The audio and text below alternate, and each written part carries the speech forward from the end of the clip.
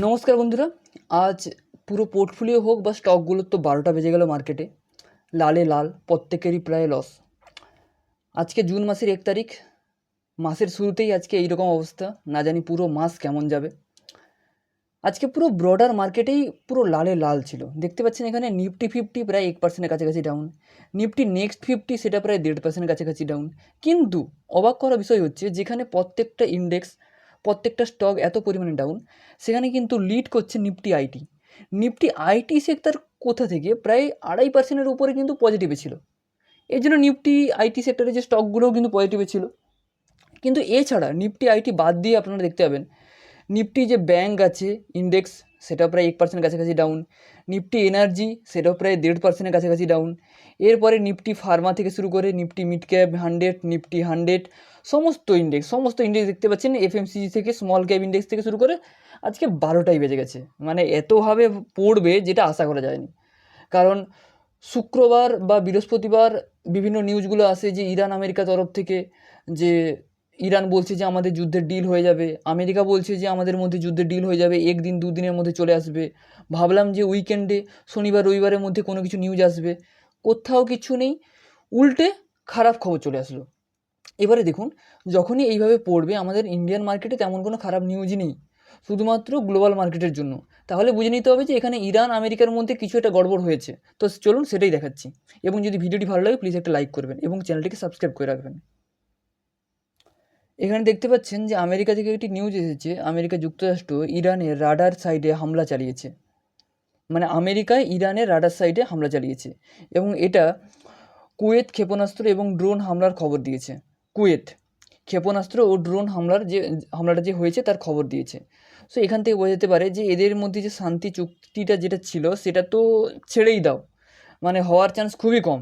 কিন্তু আবার নতুন করে মনে হচ্ছে যে আবার নতুন করে এদের মধ্যে যুদ্ধ শুরু হতে চলেছে। এবং এই নিউজটা কিন্তু স্টক মার্কেটের ক্ষেত্রে খুবই খারাপ একটা নিউজ। শুধু আজকের দিন নয়, যদি এই নিউজটা যদি সত্যি হয়, মানে ঘুরে আবার নতুন করে যুদ্ধ শুরু হচ্ছে, এটা সবথেকে খারাপ নিউজ। তো এর ফলে কিন্তু মার্কেটে আরও ভয়াবহ পরিস্থিতি হতে পারে, হ্যাঁ, যদি কোনো ভালো খবর না আসে। এবার দেখতে হবে যে ক্রুড অয়েল কেমন কী চলছে, কারণ মানে ওদের যে যুদ্ধ চলছে এই জিনিসটাকে মনিটর করার জন্য বা ওই জিনিসটাকে দেখার জন্য আমাদের দেখতে হবে ক্রুড অয়েলের প্রাইস যদি কমে, যেমন আমি দেখাচ্ছি, যেমনটা এখানে দেখতে পাচ্ছেন যে ক্রুড অয়েলের প্রাইস আজ প্রায় 3.5% উঠে প্রায় $94 প্রতি ব্যারেলে পৌঁছেছে। যখন শুক্রবার দিন নিউজ আসে যে সম্ভবত এদের মধ্যে ডিল হয়ে যাবে, তখন কিন্তু এই ক্রুড অয়েলটা প্রায় $91 প্রতি ব্যারেলে ছিল। সো ক্রুড অয়েলটা বেড়েছে, কারণ মিডিল ইস্টে টেনশন বাড়ছে। সো এই জিনিসগুলো যতদিন চলবে মার্কেটে কিন্তু তেমন কোনো পারফরমেন্স দেখা যাবে না। আপনি যত ফান্ডামেন্টাল দেখে যত স্টক চুজ করুন না কেন, যদি গ্লোবাল মার্কেট খারাপ থাকে তখন কারোর কোনো কিছু করার নেই।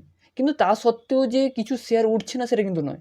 আমি কয়েকটা শেয়ার দেখাবো যে তার সত্ত্বেও কিন্তু বিভিন্ন শেয়ারগুলো উঠছে, কারণ রেজাল্টের দমে। শেয়ারগুলো দেখাচ্ছি দেখুন।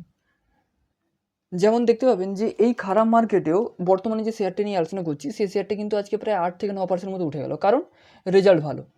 দেখুন এখানে 2025-এর মার্চে এসেছিলো প্রায় 83 কোটি টাকার রেজাল্ট, মানে সেলস। 2026-এর মার্চে এসেছে 255 কোটি টাকার সেলস। মানে ইয়ার অন ইয়ার হোক বা কোয়ার্টার অন কোয়ার্টার হোক, হিউজ পরিমাণে বেড়েছে।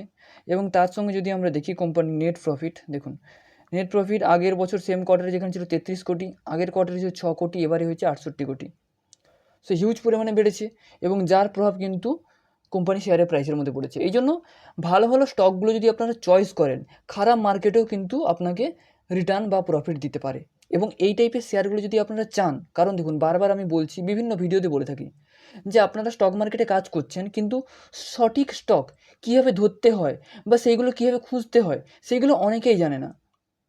কারণ মার্কেটে শেয়ারগুলো পড়ছে মানে এটা নয় যে সমস্ত শেয়ার পড়ছে, কিছু না কিছু শেয়ার উঠছে। সেগুলো কেন উঠছে সেইগুলো আইডেন্টিফাই করতে হবে, শিখতে হবে। তারপরে যদি আমরা কোনো শেয়ারে ইনভেস্ট করি তাহলে সেখানে তুলনামূলক কম রিস্ক থাকে।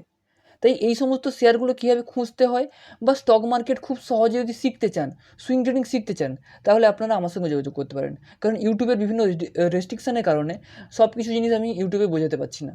তাই বর্তমানে হোয়াটসঅ্যাপ নাম্বার দেওয়া আছে, যাদের প্রয়োজন তারা অবশ্যই আমাকে কন্ট্যাক্ট করতে পারেন, আমার সঙ্গে হোয়াটসঅ্যাপে মেসেজ করতে পারেন। তো চলুন দেখা হচ্ছে পরের ভিডিওতে।